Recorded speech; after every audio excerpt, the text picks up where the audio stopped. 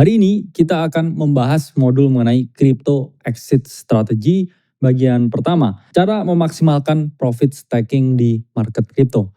Nah, sebelum video ini dimulai, nothing I say is financial advice dan video ini hanyalah analisa internal untuk membantu teman-teman melakukan analisa mandiri. Teman-teman, banyak banget dari kalian ini yang menanyakan ke saya mengenai modul ini, atau saya juga melihat banyak sekali orang yang tidak memiliki kesadaran mengenai topik ini.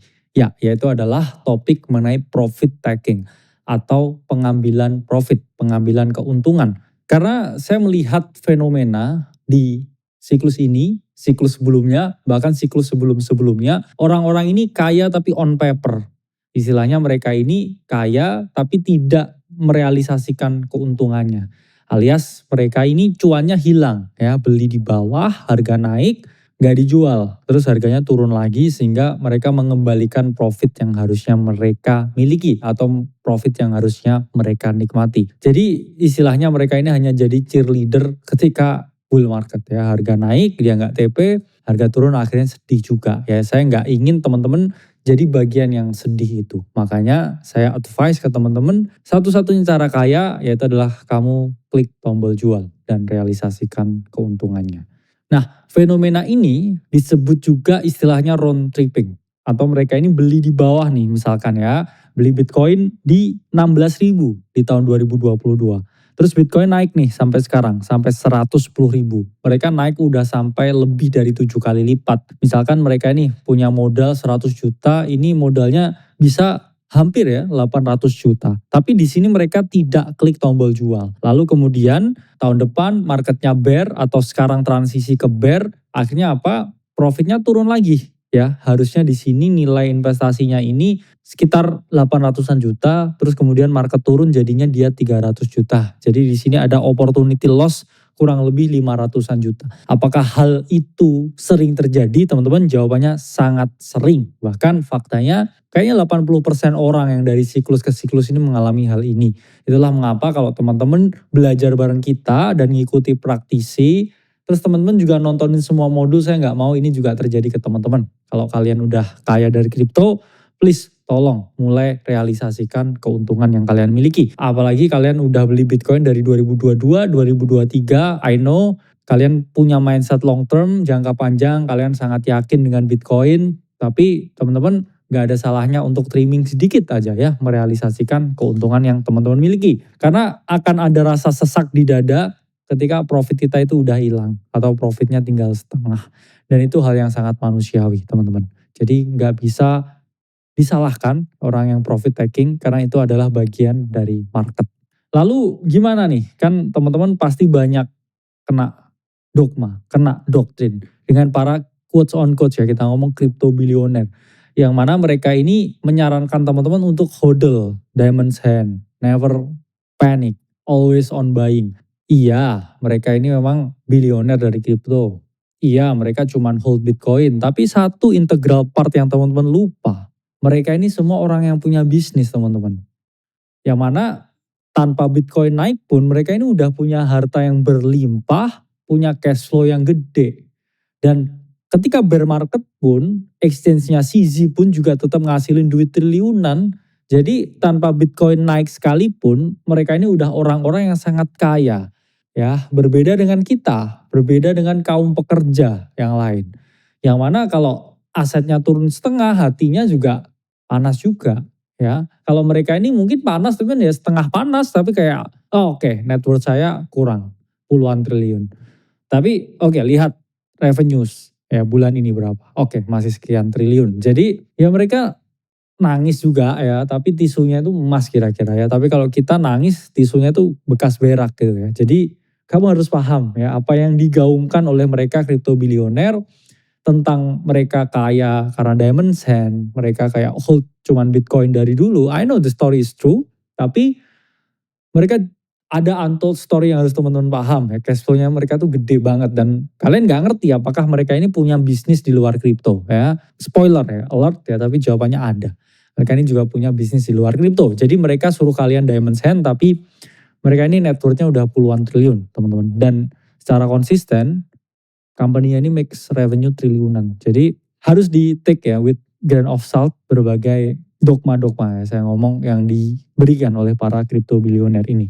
Nah, lalu mengapa strategi exit ini sama pentingnya dengan strategi entry? Sebelumnya kita bahas dengan sangat gamblang ya strategi entry yang kita lakukan dan kita bilang bahwa entry strategi itu merupakan salah satu hal yang paling menentukan kesuksesan. Dan yang kedua itu strategi exit. Karena percuma kamu nemuin entry terbaik. Contoh ya, entry terbaiknya bottom Bitcoin di 16.000 2022. Itu entry yang perfect. Terus kamu di situ beli pakai semua hartamu, kamu kaya raya. Tapi kalau dia Bitcoin ini dari 110.000 terus dia balik lagi ke let's say 50.000 ya. Itulah pentingnya exit teman-teman. Itulah pentingnya merealisasikan keuntungan meskipun itu tidak sepenuhnya supaya teman-teman nanti bisa membeli jauh lebih murah di bawah ya dan melakukan yang namanya compounding. Jadi kalau di stance-nya Bitcoin, oke lah kamu bisa hold forever ya, beli di 16.000 terus kemudian dia 110.000 sekian terus koreksi ke 50.000 kamu masih untung lah ya. Dari 16.000 ke 50.000. Tapi beda cerita teman-teman kalau altcoin. Ya let's say Ethereum lah ya. Kamu dapat ya bottomnya di 1000-an sekian ya. Sekarang tuh udah balik lagi kalau kamu nggak TP di 4.000. Apalagi altcoin yang lain yang mana nilainya udah minus 90% ya. Kamu berarti udah kayak naik 10.000% terus habis itu dia turun semuanya terus kamu nggak dapat apa-apa. Ingat saya udah di siklus ini berkali-kali dan sebelumnya ya cara saya bisa kaya ya karena saya take profit Shiba Inu di atas ya. Kalau enggak ya jawabannya sekarang udah balik lagi mungkin profitnya ya. Itulah pentingnya exit. Ada alasan ya beberapa mengenai mengapa exit itu penting ya. Pertama, market ini memiliki volatilitas yang ekstrim. Dua, ada siklus market di kripto. Tiga, ya kita masih hidup di dunia nyata. Ya sorry to say, ya metaverse is dead, never existed anymore. Dan kita harus mengatur emosi dan terakhir teman-teman harus pahami yang namanya maksimum compounding. Pertama, volatilitas. Kripto itu untuk orang normal teman-teman, volatilitasnya itu sangat tinggi. Dan kita belum melihat volatilitas yang se-ekstrim level COVID ya kalau kita lihat data dari investing.com. Nanti ada fasenya ya ketika kita transisi dari bull market ke bear market dan ini akan spiking dengan sangat ekstrim volatilitasnya. Itu menunjukkan apa? Kalau kripto ini minggu ini kita bisa kaya, minggu depan kita bisa kurang kaya, 2 minggu lagi malah bisa miskin ya. Jokesnya kayak gitu. Jadi kalau kamu udah up berkali-kali lipat ratusan persen, ya gak ada salahnya kamu klik tombol jual. Karena volatilitas di kripto itu hitungan itu sangat amat ekstrim ya teman-teman. Bukan normal lagi. Jadi normal people cannot comprehend. Apalagi yang mereka ini dapat yield ya di aset-aset tradisional 3-4% setahun, it's nothing ya compare to the beast ya. Kripto ini benar-benar aset yang mana volatilitasnya itu sangat tinggi. Kedua, teman-teman harus pahami kripto itu ada siklusnya, ada bull market. Harganya naik terus seperti yang kita lihat sekarang. Ada koreksi memang teman-teman, ada 30% drop ya karena Trump tarif. Tapi kan habis itu dia recover lagi 50%. Tapi nanti ada fase yang namanya bear market atau crypto winter atau fase penurunan di mana harganya Bitcoin tuh nggak naik tapi dia turun. Kalau teman-teman lihat ya di sini ini data dari Caleb and Brown ini ditunjukin nih ya siklus market dari Bitcoin. Ada fase growth ya, dia naik 180% ya, bubble euforia nih naik. Kemudian ada crash ya, minus 80%. Jadi polanya itu selalu kelihatan ya, 3 tahun naik, 1 tahun crash, 3 tahun naik, 1 tahun crash. Ya, ini 3 tahun naik dan kita 2025 ini ya harusnya juga tahun-tahun kenaikan. Tapi ya kita jangan take profit di tahun-tahun penurunan. Kalau bisa kita take profit tuh di tahun-tahun kenaikan ya seperti yang teman-teman lihat ya potensi warna kuning nih di sini ya. Kita forming warna kuning ya di sini dan nah ini nih. Nah kita akan forming ya fase kuning di sini. Jadi teman-teman harus merealisasikan ya keuntungannya kalau teman-teman ya mau memanfaatkan yang namanya efek compounding. Kita sorry to say ya, ini masih hidup di dunia nyata. Di mana kita butuh makan jelas ya, kita butuh tempat tinggal yang oke, yang enak, kita masih butuh naik mobil ya, meskipun untuk LCGC. Karena tingkat possession atau harta yang kita miliki ini studi modern bukan saya ngomong. Itu sangat menentukan tingkat kebahagiaan teman-teman. Kalau teman-teman bilang wah saya kok nggak happy mungkin duitnya kurang banyak. Karena ini data ya teman-teman yang menunjukkan Global Happiness Index by country. Ya surprisingly negara-negara berkembang seperti Indonesia, Malaysia, Brunei bahkan kok nggak ada di sini. Ya, kok negara-negara yang happy ini negara-negara yang maju ya, US, Cina, oke, Jerman, Jepang. Kok mereka ini masuk ke dalam populasi yang ngomong bahwa mereka ini bahagia di dunia ini.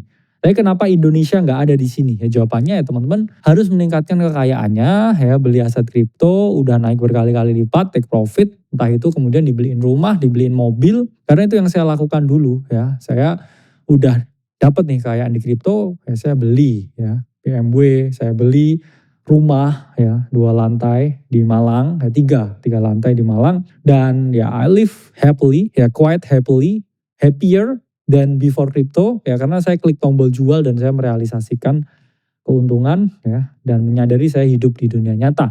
Dan ini amit-amit ya saya ngomong, karena orang selalu bilang buy when there is suicide on the news. Karena ketika ada bear market, teman-teman amit-amit nih ya, akan selalu banyak berita bunuh diri di luar negeri. Ya saya sangat anti ya. Saya berharap tidak akan pernah terjadi di negara kita, Indonesia. Karena pada dasarnya nggak ada orang tuh yang kuat harta hidupnya itu turun 70% teman-teman.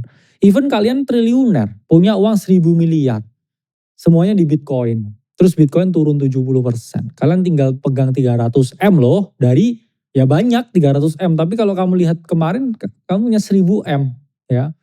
Meskipun kamu bilang, oke ini bakal naik ya, aset masa depan dan lain sebagainya. Gak akan merubah fakta bahwa kamu kehilangan 700 miliar. Ya, gak merubah fakta bahwa kalau kamu jual di atas, kamu tetap pegang 1000 miliarnya sekarang setelah dia turun 70%. Jadi adalah mindset yang harus kalian miliki ya. Jangan buy into the cult, pahami. Take profit itu penting.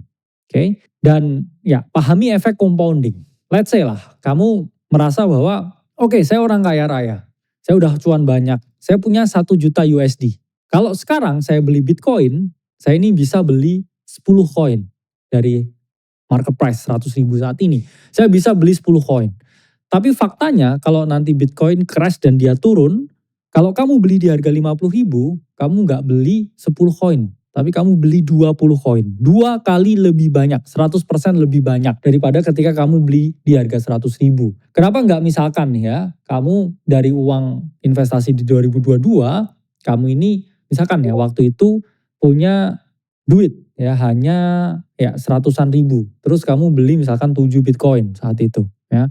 Sekarang 7 Bitcoinmu itu udah nilainya 700.000 ya, lebih dari 10 miliar. Kalau misalkan kamu jual ya setengah lah koinmu sekarang ya, kamu jual misalkan 3,5 koin, terus nanti Bitcoin turun 50%. Kamu bisa beli di bawah dengan 50% yang kamu jual, yang kamu moonback strategiin atau kamu realisasiin banyak profitnya itu, terus kamu di bawah sini 3,5 koinmu itu jadi 7 koin. Sehingga apa ya, kamu dari 7 plus 3,5 ya yang kamu simpen ya, let's say itu jadi 13,5 koin, yang mana sebelumnya kamu ini hanya 7 koin ya. Jadi kurang lebih seperti itu ya logika matematikanya.